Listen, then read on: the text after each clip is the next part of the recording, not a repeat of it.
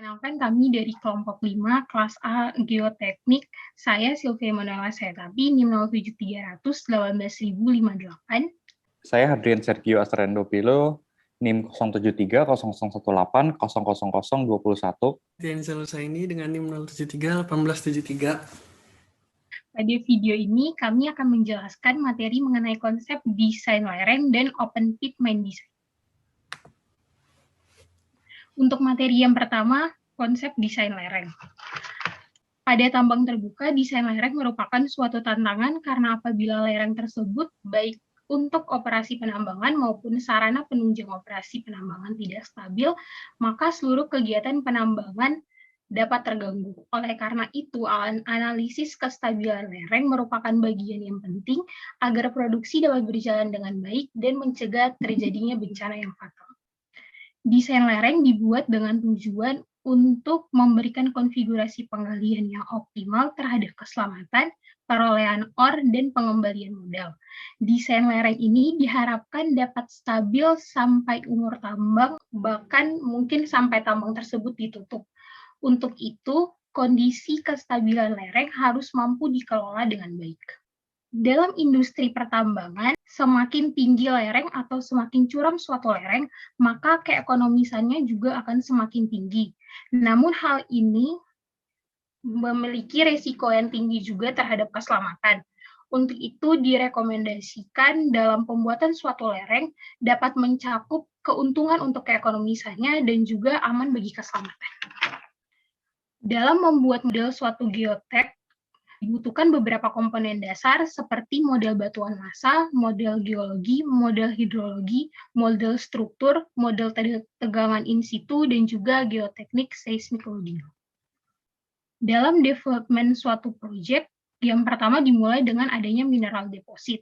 Setelah itu ada project level, kemudian ada stakeholder requirements yang mencakup aspek environmental atau politik dan juga resiko ekonomi. Selanjutnya ada mine design, yaitu termasuk cadangan dan juga slope design. Selanjutnya pada gambar tersebut digambarkan mengenai kondisi lereng dengan slope saat ini yang digambarkan pada garis hitam. Kemudian ada slope yang mengalami penyusutan yang digambarkan pada garis putus-putus merah dan slope original yang digambarkan dengan garis putus-putus hitam. Dalam penyusutan lereng, bisa berdampak bagi peningkatan recovery karena cadangannya meningkat, serta adanya penurunan volume overburden yang mesti dikupas sehingga nilai stripping rasionya semakin rendah. Lereng yang tidak stabil memiliki risiko yang besar akan terjadinya kelongsoran. Kelongsoran dapat berdampak bagi yang pertama keamanan sosial, yaitu bisa kehilangan nyawa atau kecelakaan kerja, pekerja kehilangan pekerjaannya, dan kehilangan kredibilitas. Yang kedua, terhadap faktor ekonomi, yaitu kegiatan penambangan dapat terganggu, kehilangan ore, dan pengupasan menjadi tidak efisien.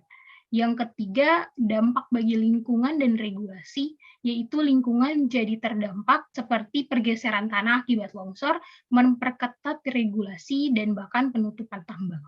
Suatu lereng terdiri dari bench height atau tinggi lereng, kemudian bench width atau lebar lereng, serta interim face angle yang merupakan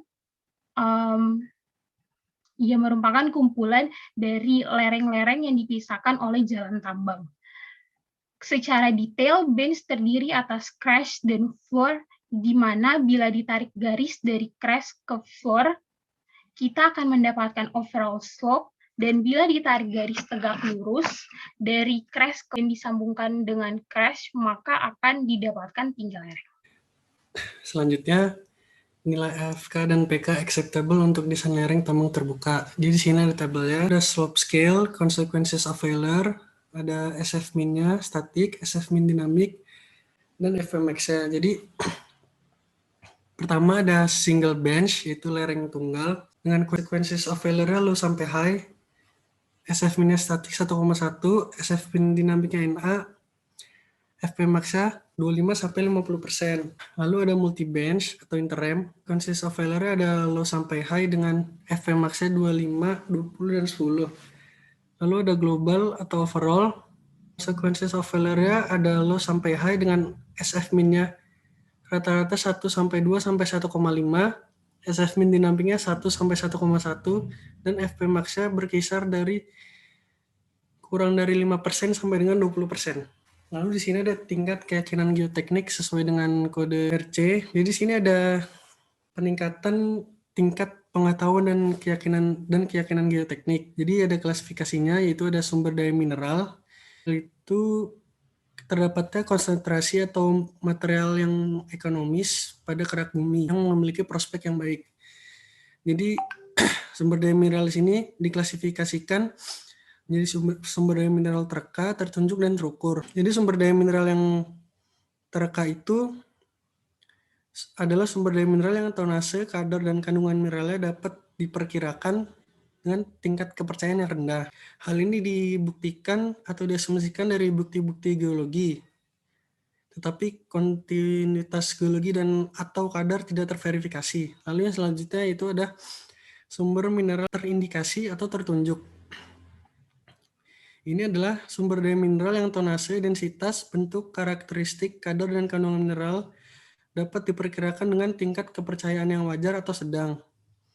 Hal ini didasarkan atas informasi eksplorasi, sampling, dan pengujian melalui teknik yang tepat.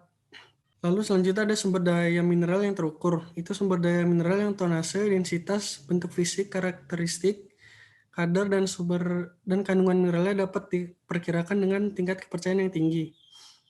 Hal ini didasarkan pada eksplorasi rinci yang dapat diandalkan. Lalu selanjutnya cadangan biji. Cadangan biji adalah sumber daya mineral terukur dan terindikasi atau terunjuk yang dapat ditambang dan memiliki nilai yang ekonomis. Jadi pertama yang cadangan biji terkira itu adalah bagian ekonomis yang dapat ditambang dari sumber daya mineral terindikasi. Penilaian yang sesuai dan studi telah dilakukan mencakup pertimbangan dan faktor modifikasi. Itu seperti penambangannya, metalurgi, ekonomi, pemasaran, hukum, dan lain-lainnya. Cadangan biji terkira ini memiliki tingkat kepercayaan yang lebih rendah dari cadangan biji terbukti. Nah, cadangan biji terbukti adalah bagian ekonomis yang dapat ditambang dari sumber daya mineral terukur. Cadangan biji terbukti ini memiliki tingkat kepercayaan kategori estimasi cadangan yang tertinggi. Gaya mineralisasi atau faktor lain bisa membuktikan bahwa cadangan biji tidak ditemukan dalam beberapa endapan. Lalu di sini ada rekomendasi level upaya dan kepercayaan data geoteknik, ada tabel capaian tingkatan kepercayaan data, yaitu ada berupa geologi, struktural, hidrogeological, rock mass, dan geoteknikal. Itu capaian tingkatannya itu ada level 1 sampai dengan level 5. Lalu di sini penentuan sudut lereng berdasarkan tahap kegiatan dan tingkat target kepercayaan data. Tahap kegiatan yang pertama konseptual, dengan tingkat target kepercayaan data lebih dari 30%. Sudut lerengnya didasarkan pada pengalaman dari batuan yang sama menggunakan data perkiraan dari laporan dan interpretasi berdasarkan data regional dari beberapa tambang dengan kondisi geologi yang sama. Lalu yang kedua, tahapan yang kedua, pre-feasibility, dengan tingkat target kepercayaan data 40-60%. Didasarkan data diperoleh dari singkapan, baik di jalan maupun sungai, paritan, semuran, dan lubang bor. Lalu tahapan yang ketiga yaitu feasibility dengan tingkat target kepercayaan datanya 50-75%. Didasarkan data diperoleh dari lokasi dengan jarak sampel yang cukup rapat yang memungkinkan interpretasi batasan domain geoteknik secara 3D hingga batas penambangan yang didasarkan pada penambang batas dan kontinuitas struktur. Yang tahapan yang keempat yaitu design dan construction dengan tingkat target kepercayaan data 60-85% didasarkan pada update data selama proses studi kelayakan. Open pit mine design, outcrop mapping and logging. Pemetaan singkapan sangat penting untuk semua kegiatan yang dilakukan oleh tim yang bertanggung jawab untuk merancang dan mengelola lereng pit. Ini mencakup pemetaan singkapan permukaan skala regional dan area outcrop selama pembangunan sebelumnya ke penambangan, dan pemetaan bench setelah penambangan dimulai. Di sini ada proses desain lereng. Jadi pertama, untuk membentuk model geotechnical model, dibutuhkan geologi, structure, rock mass, dan hidrogeologinya. Setelah itu dibuatlah geotechnical domains-nya. Ada failure modes, itu dari domains-nya yaitu strength, structure. Setelah itu dibentuk desain sektor. Nah, setelah desain sektor, dibentuk desainnya, yaitu berupa bench configuration-nya. Faktornya itu berupa ada equipment, capabilities, dan regulasinya juga. Lalu setelah bench configuration, ada desainnya berupa interim angles, dan overall slopes itu masuk ke main planning. Nah, setelah terbentuk desainnya, dilakukan analisis, yaitu stability analysis.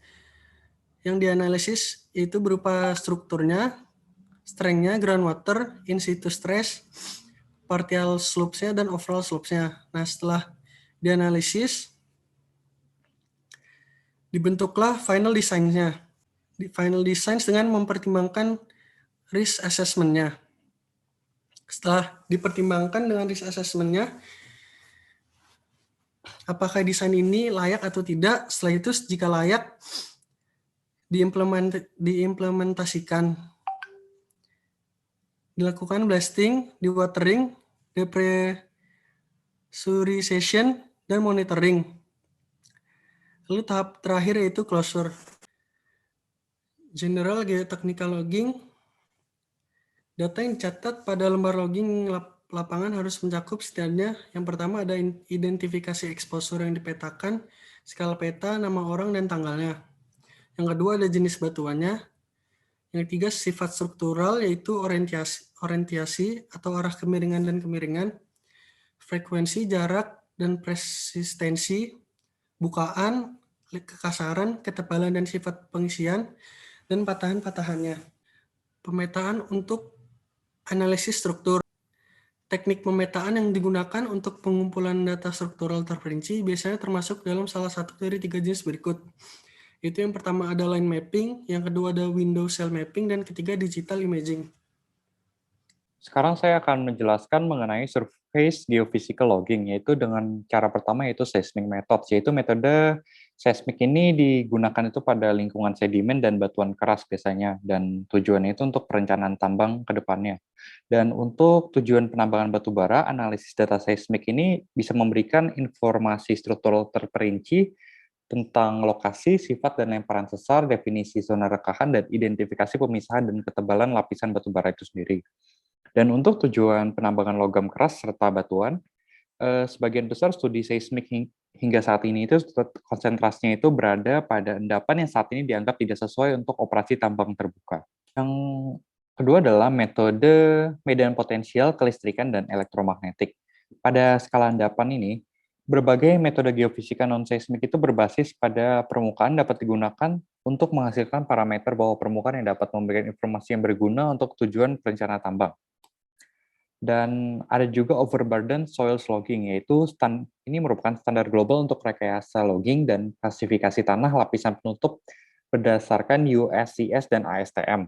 Dan dari sistem ini, dapat diketahui bahwa tanah berbutir kasar itu ditebang menurut distribusi ukuran butirnya, dan tanah berbutir halus itu berdasarkan plastisitasnya. Dan dengan demikian, hanya analisis ukuran butir dan uji batas Atterberg yang dibutuhkan untuk mengidentifikasi dan mengklasifikasikan tanah secara lengkap berdasarkan dari Holtz dan Kovacs tahun 1981.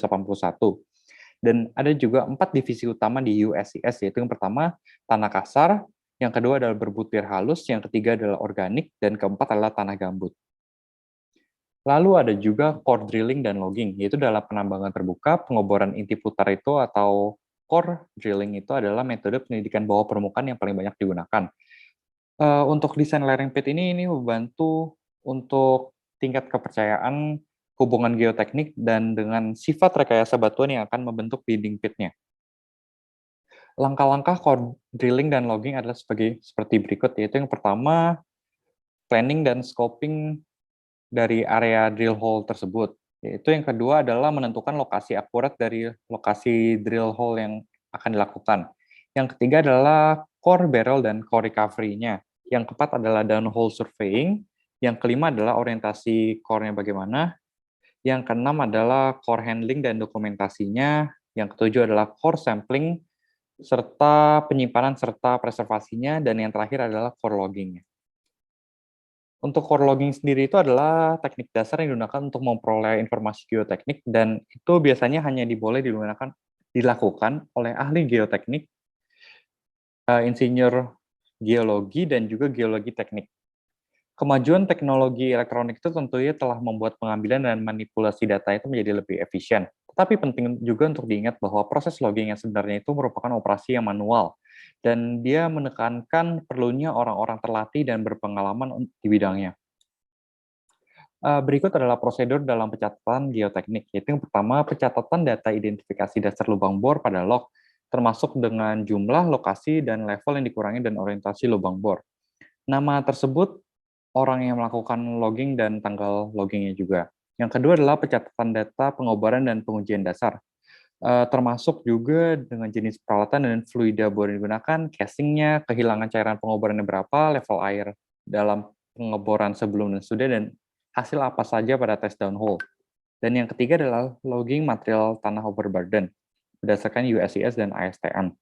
Yang keempat adalah logging geoteknik dari inti padat termasuk jenis batuan, tingkat pelapukan, perubahannya dan kekuatan batuan utuh, total core recovery, solid core recovery, dan rock quality designation.